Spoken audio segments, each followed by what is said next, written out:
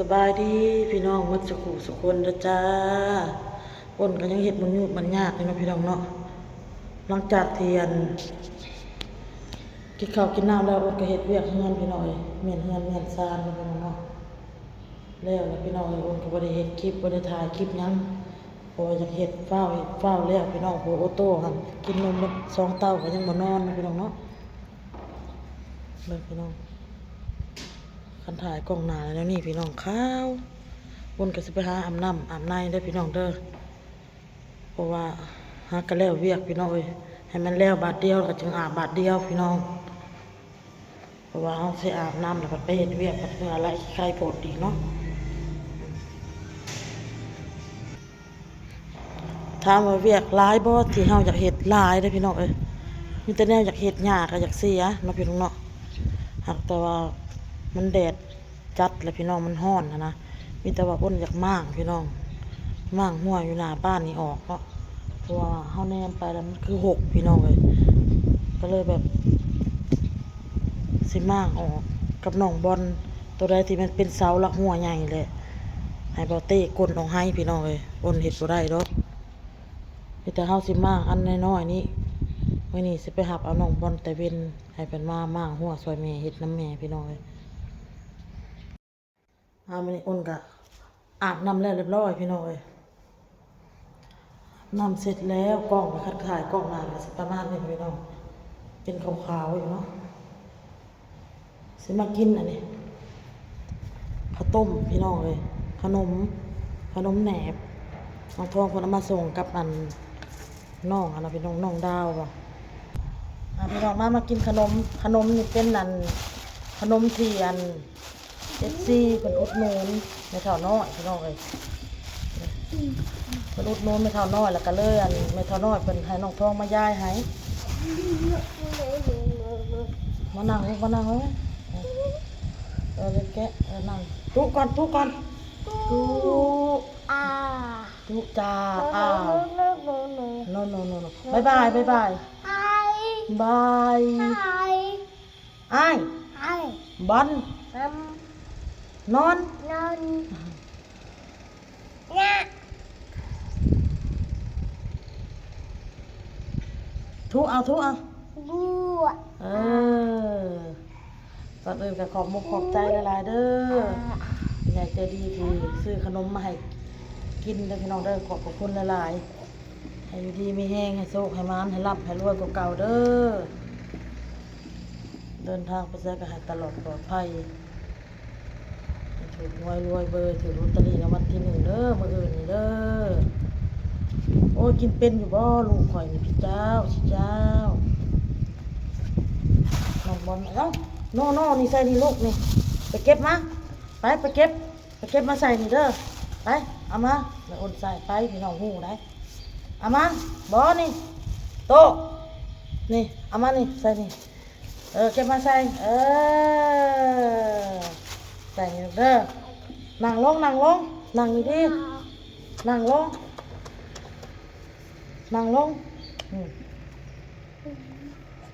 เท่าเลยน้ำก็อยากมีส่วนร่วมได้พี่น้องเลยมา2 เดือนพี่น้องเลยบางทีก็อยู่นี่กินอยู่นี่บางทีกับเมื่อกินอยู่พุ่นนอนอยู่พุ่นในย้อนมันอยู่พี่น้องเลยมันเห่ากลางคืนก็พอได้ลุกเบิ่งลุกจอกเบิ่ง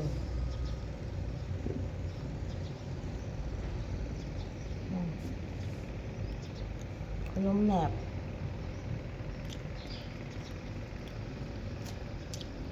ลูกชายเป็นขนมยังไงพี่น้องอ้นบ่ชื่อใส่ถุง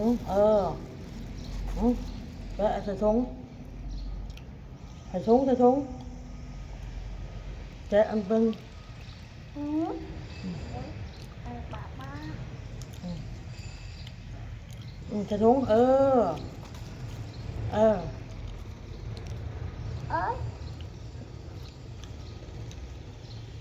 เอาใส่ในย้อนอยู่ไปเอาซับไปเอาซับให้ไปซับอยู่ในเด้อเอาซับอยู่ในเด้อเอาเด้อไปเลยพี่น้องหมดเลย แต่เบิ่งบัดเพิ่นออกมาสิได้ยอดบ่รู้บ่ได้ยอดพี่น้องเอ้ยเบิ่งเด้อคลิปนี้ก็สิมาว่า FC คือเก่าได้มาแล้วพี่น้องเอ้ยให้ว้าวตบมือ จะปะ อืม หน้า อัดตู้ไว้อัดตู้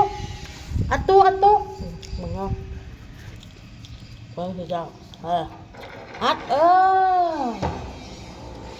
อัดเอเก่งดิ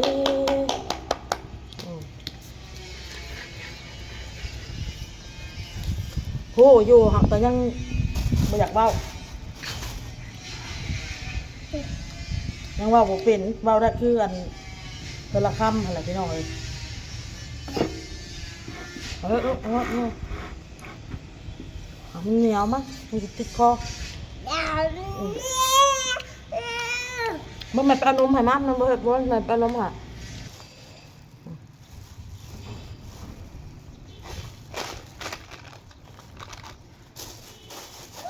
อ้นก็สิ มาตอบคอมเมนต์เนาะพี่น้องเนาะ FC โอ้ยขอโทษขออภัยพี่น้องเลยกินไหนมันหวานมันเลยแหมคอกับมันนั่นเอียงหมักผ้าวนะพี่น้อง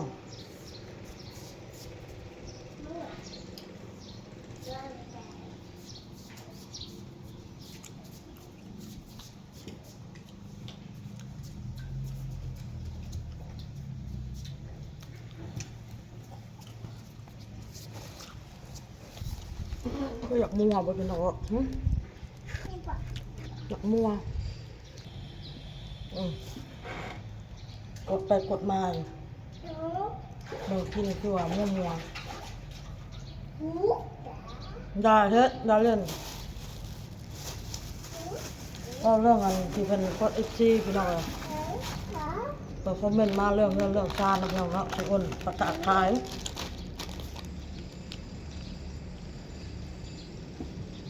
อ้นก็ขอบมุกขอบใจFCเลยพี่น้องเด้อที่หวังดีพี่น้องเอ้ยตักเตือนเนาะพี่น้องเนาะ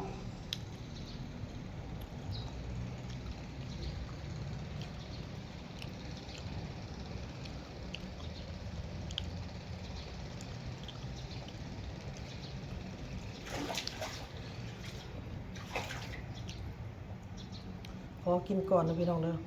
ขอกินหมดก่อนนี่ก่อนเพราะว่าจะกินจะจากว่าวนะกินซะก่อนถึงว่าวนะพี่น้องเนาะ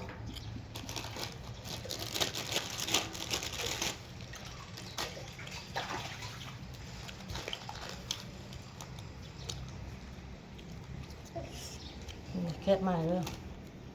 ทุกก่อนทุกเฮ็ดดีๆทุกอ้าวเอาไปมันไม่แกะเห็นไหม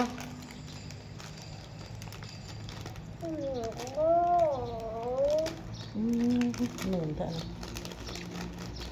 แซ่บพี่น้องขนมแหนบไม่น้อยนะ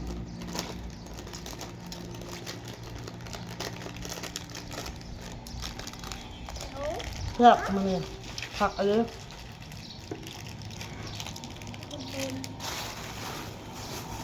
เราจะไว้ให้น้องบ้านน้ำแน่เดินเฮียนมาแบบให้กินพี่น้องเลยบ่แก้ลูกบ่แก้บ่เฮ็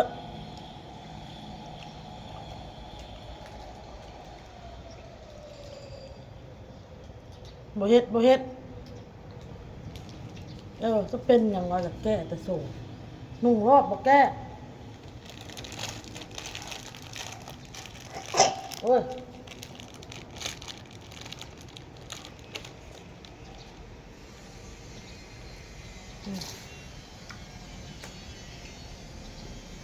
มันอ้นก็สิว่าต่อเนาะพี่น้องเนาะหลายคนพี่น้องที่ FC ไปคอมเมนต์มาเนาะพี่น้องเนาะก็เตือนน้องอ้นอย่าขายน้องอ้นมีดีแล้วเนาะก็ขอบมุกขอบใจขอบคุณเพิ่นพี่น้องแล้วก็ขอบมุกขอบใจ FC เด้อทุกคนเนาะที่เข้ามารับชมรับฟังคลิปนี้ต้นจบเด้อพี่น้องเด้อเพิ่นว่า คืออันได้บ้านฟรีดินฟรีอันยังบ่เสียดายดอกเพิ่นว่าเสียดายมันพี่น้องเนาะเรื่องเสียดายมันก็เสียดายถ้าว่าคือเว้ากันแหละมันถ้ามันได้ขายในราคาที่เฮาตกลงกันหั้นนะตามที่เฮาเว้ากันถ้ามันบ่ได้ตามนั้นเฮาก็บ่ขายว่าซั่นนะส่วนมากน่ะเขาหันสิติว่ามันราคาสูงจังซั่นจังซี่เนาะอ้นน่ะอยากให้ลงแบบว่าเฮ็ดเองลองเบิ่งพี่น้องเอ้ยสิได้ฮู้ว่าอิหยังค่าครองชีพน่ะมันสูงมันแพงพี่น้องอีหยังมันก็แพงนับแต่อันปูนซีเมนต์มันก็ยังแพงแล้วปัดเงินปัดแห้งเพ้อบัดนี้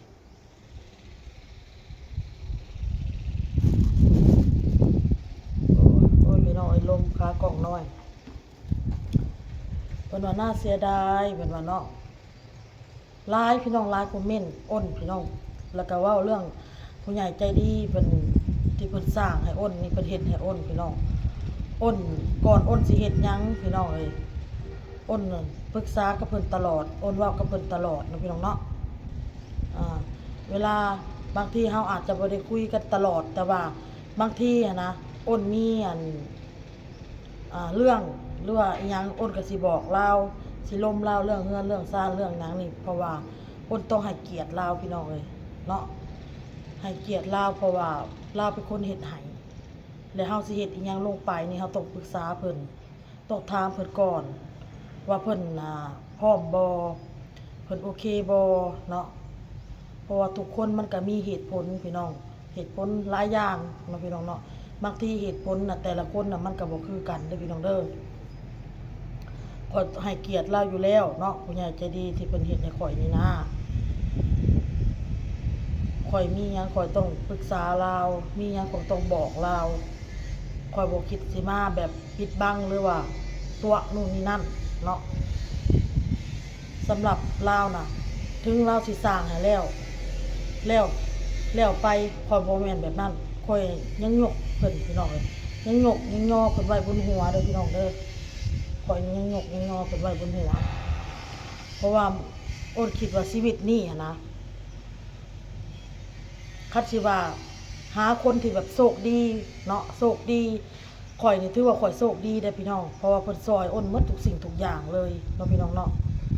และฉะนั้นแหละอ้นจึงว่าอ้นให้เกียรติเพิ่นเนาะให้เกียรติเพิ่นเสมอเอามาใกล้ๆเดี๋ยวพี่น้องเนาะมันจักมันได้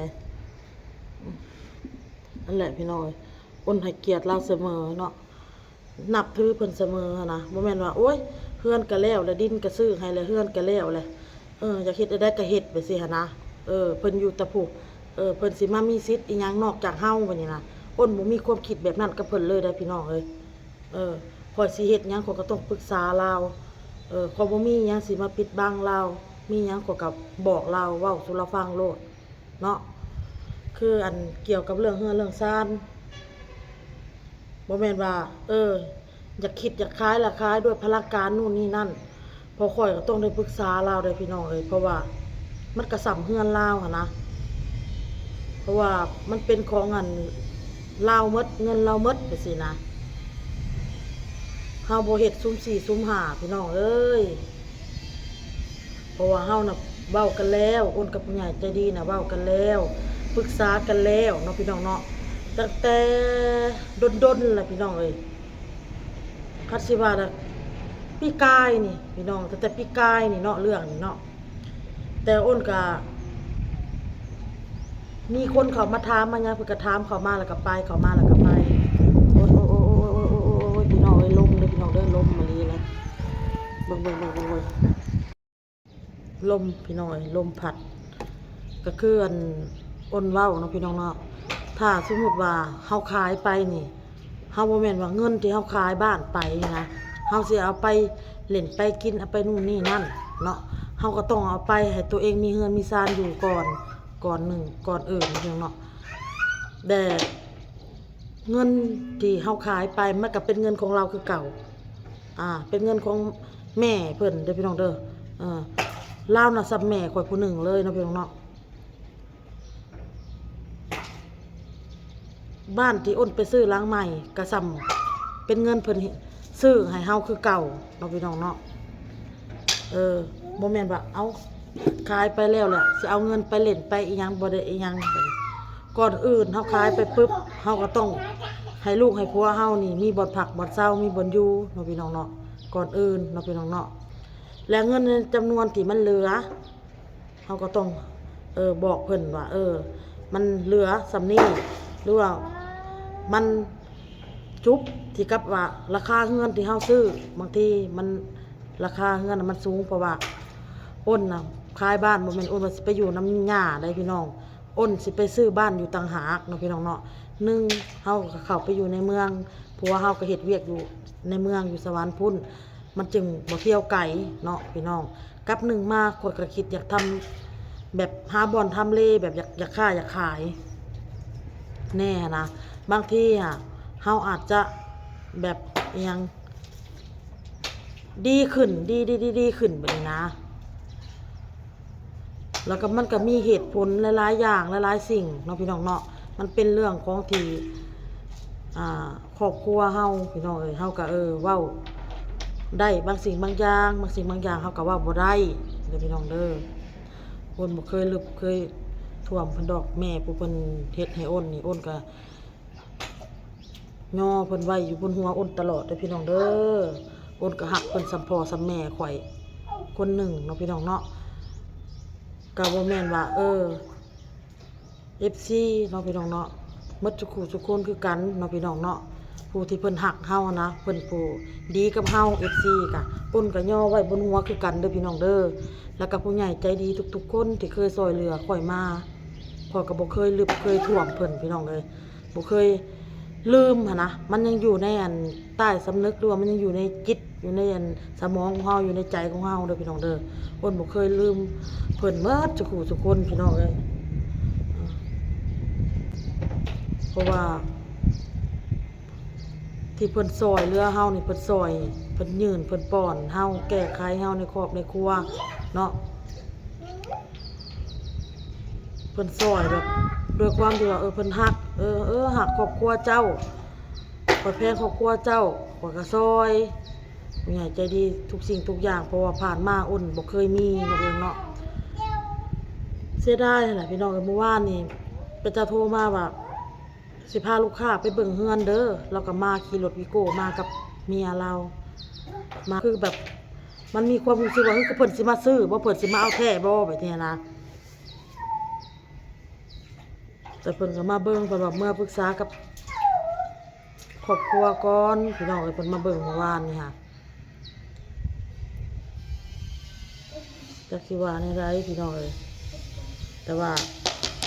มื้อแลงนี่ก็สิโทรลงกับผู้เพิ่นพามาหั่นเนาะพี่น้องเนาะว่าเพิ่นว่าในใดเนาะพี่น้องเฮาก็อยากขายในที่ราคาที่เหมาะสมอะไรนะพี่น้องบ่แม่นว่าหมู่ให้ถึกๆต่ำๆไปซิเฮาก็บ่อยากขายพี่น้องคิดเสียดายเนาะมันเป็นบ้านหลังแรกพี่น้องกับหนึ่งมามันยังรู้สึกแบบยังอะไรอยู่ผูกพันมีความผูกพันมันแบบต้นจักสิว่าอะไรพี่น้องมันยังรู้สึกมันมีความผูกพันยังหักบ้านหลังนี้อยู่นะคันสิหนีจากนี่คันสิไปจากนี่ก็ได้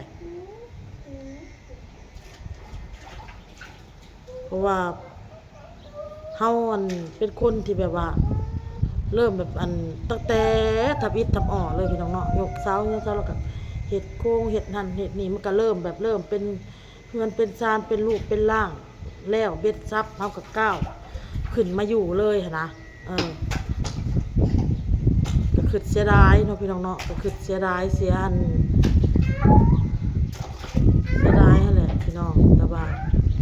ถ้าว่าเฮาได้ในราคาที่เฮาก็ปล่อยเพิ่นเนาะพี่น้องเนาะแต่ว่าส่วนมากเพิ่นกันบ่เอาเพิ่นมามีแต่มาเบิ่งมาหยังแล้วก็แบบผ่านมาแล้วก็ผ่านไปผ่านมาแล้วก็ผ่านไปเนาะตามที่อ้นเบิ่งหมอเบิ่งหยังนะพี่น้อง เพิ่นน่ะหมอเพิ่นท่วงว่าคันอย่างได้ขายกับภายในเดือน1หรือ2เดือนเพิ่นว่าถ้าอย่างนั้นกลายประมาณ1เดือน2เดือนไปก็ถือว่าจบเพิ่นว่า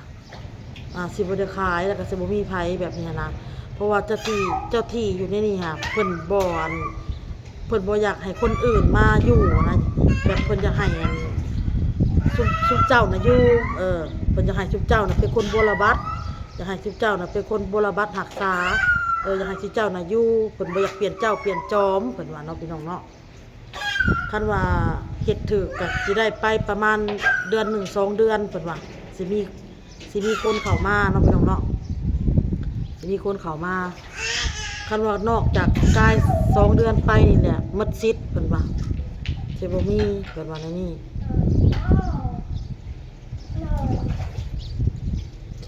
คือบ่มีแบบบ่มีไผเอาหั่นนะสิได้เป็นของสุเจ้าล่ะสุเจ้าหั่นล่ะสิได้อยู่เพิ่นว่าหมอท่วงอันนี้เฮาบ่ได้ถามเพิ่นเนาะเพิ่นท่วงพี่น้องเอ้ยหมอดูหมอเดาขอบใจ FC มาทุกคนในความหวังดีนะพี่น้องเนาะบางทีก็คิดไปคิดมาก็บ่อยากไปนะพี่น้องอยากอยู่นี่แหละเพราะมันเป็นบ้านหลังแรกของเฮามันสิเป็นจังได๋ก็อย่าอดเอาสู่เอามีปัญหาอีหยังก็ค่อยแก้ไปคือบ่เต้ก็เราเที่ยวไกลก็คิดบางอย่างคิดอีต้นผัวอยู่แต่ก็อย่ามันเพราะว่าอยู่ทางเซโนแบบเงินเดือนน่ะมันน้อยนะพี่น้องอยู่ทางประเทศแบบเงินเดือนมันหลายแน่บัดนี้ก็เลยอดเอาอย่าซะก็เฮาปลดภาระเฮาไปได้นี่แหละจึงสิมาหาเฮ็ดแถวเซโนมันจึงบ่เที่ยวไกลพี่น้องเอ้ยก็ช่วงหน้าหนาวก็ยามเช้าหนาวก็ขี่รถแห้งหนาวเฮาบ่ขี่รถเฮายังรู้สึกว่าหนาวเฮาขี่รถไปแห้งหนาวเนาะพี่น้องเนาะนั่นแหละอยากให้ FC มาสุขโอ้ยอย่าเฮ็ดลูกบ่เฮ็ดน้อบ่เฮ็ดอันบ่เว้าเลยบ่เฮ็ดมีแต่โนพี่น้องนั่นแหละอยากให้ FC เข้าใจเด้อพี่น้องเด้อเพราะว่าผู้เพิ่นเฮ็ดเพิ่นสร้างให้เฮาเนาะเพิ่นก็รับรู้หมดทุกสิ่งทุกอย่างอ้นเว้าสู่เพิ่นฟังหมดอ้นถามเพิ่นหมดก่อนอ้นสิเฮ็ดหยังพี่น้องเอ้ย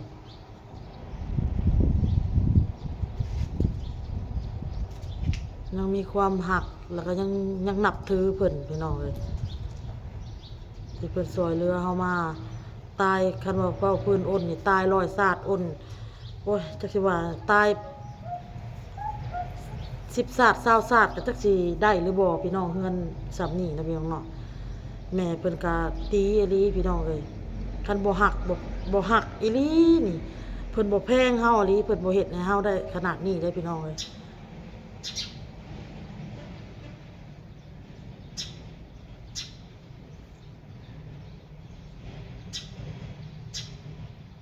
ที่อ้นก็คิดร้ายพี่น้องคิดร้ายแบบ